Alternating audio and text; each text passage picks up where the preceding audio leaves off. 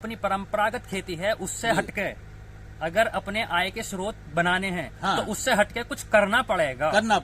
हाँ, आय के स्रोत बनाने के लिए जी अपने आय के स्रोत अगर बढ़ाने हैं तो। हाँ किसान साथियों, आज हम आए हैं पसवाड़ा जनपद हापुड़ में। यहाँ पर एक प्रगतिशील किसान और युवा जिनका नाम है शिव कुमार चौहान, उन्होंने पारंपरिक खेती करते हुए केले की खेती शुरू की है और लगभग इनको 1 ही साल हुआ है और बड़े अच्छे तरीके से इन्होंने की है। तो देखिए, जैसा कि आप ये देख रहे हैं, छोटे छोटे केले की पौध लगी हुई हैं। तो इनसे जानकारी लेते हैं कि ये कौन सा बीज है, कहां से लाए हैं और इसको किस तरीके से तैयार किया जाएगा। दोस्तों, जो राह संघर्ष की चलता है वही संसार को बदलता है। जिसने रातों से जंग जीती सूरज बनकर वही निकलता है। शिव कुमार जी, हमारे YouTube चैनल फार्मिंग मित्रा पर आपका स्वागत है। सबसे पहले जो हमें और आपको किसान भाई कैमरे की नजर से देख रहे हैं, आप अपना संक्षिप्त में परिचय दें। सभी किसान भाइयों को मेरा नमस्कार। मेरा नाम शिव कुमार, ग्राम पसवाड़ा, जिला हापुड़। अच्छा, तो शिव कुमार जी, जैसा कि आपने केले का ये बाग लगा रखा है, सबसे पहले हमारे किसान भाई जानना चाहेंगे कि आपके दिमाग में कैसे बात आई कि पारंपरिक खेती आप करते आए हैं, गन्ना है, धान है, गेहूं है, कि केले की खेती की जाए, इसके बारे में बताएं।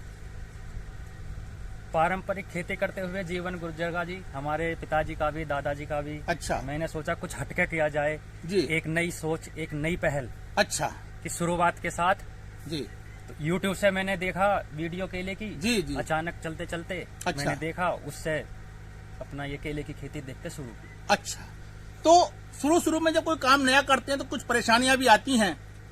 हाँ। हम जानना चाहेंगे कि ये आप कौन सा बीज आपने जो ये लगाया है। ये G9 वैरायटी है, ABC कंपनी। अच्छा, गुजरात की कंपनी है। गुजरात की कंपनी है। हाँ जी। तो मंगाया गुजरात से ही था? नहीं जी, इसका सेंटर है लखीमपुर खीरी। अच्छा, लखीमपुर खीरी से यहाँ पे अवेलेबल है। तो ये जो पौध है जी, कितनी बड़ी आपको मिली थी? ये 9 इंच की, 9 इंच की कोकपिट में तैयार होकर। अच्छा, कोकोपीट में तैयार होती है।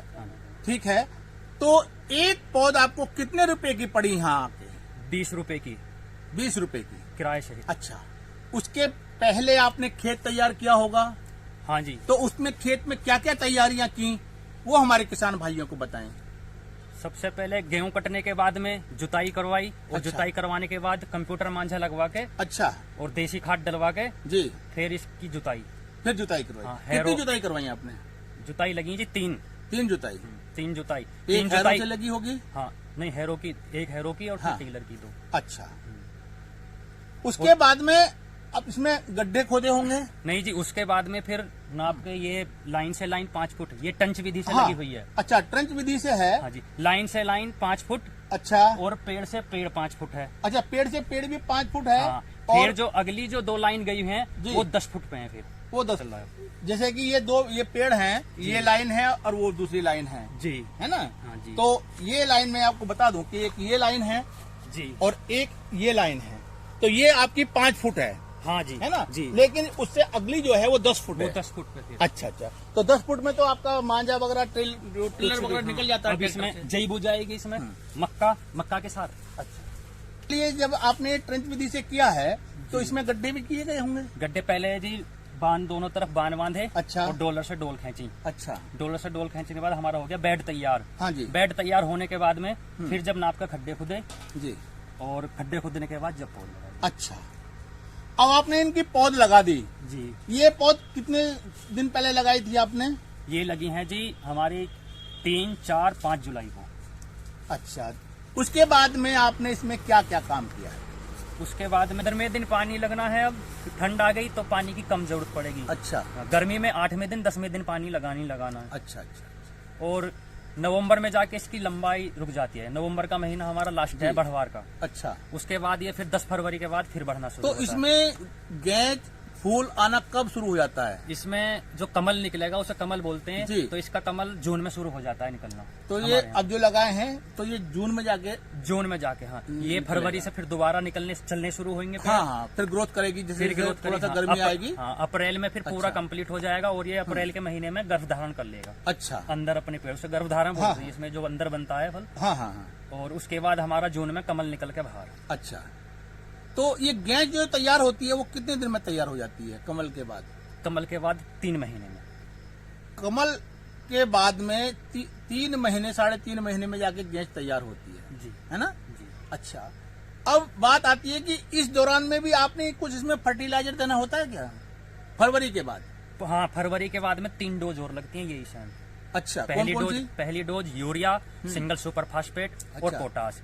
फिर दूसरी डोज यूरिया डाई और पोटाश। अच्छा, फिर तीसरी dose urea potash micro nutrients और कैल्शियम। ये कितने पीरियड 15 दिन ये पहुंच जाएंगे। अच्छा। जी उसमें फरवरी के बाद 1 महीने के अंदर। अच्छा, अब बात आती है इसको काटने के लिए या रखवाल की, उसमें कुछ दिक्कत आती है?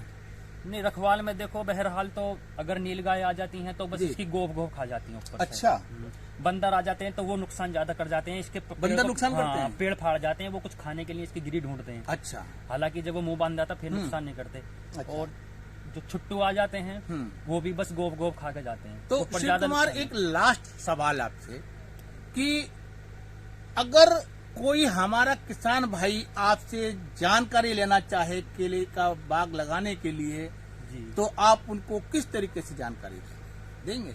हाँ बिल्कुल देंगे। अगर कोई लगाना, अब तो देखो 1 साल का शुरू में तो बहुत दिक्कत आई। अब नहीं, तो जो पहला करता है उसको दिक्कत आती है, बहुत ज्यादा दिक्कत आई। पेड़ बचाने भारी पड़ गए, बड़ी मुश्किल से पैदा ली जी।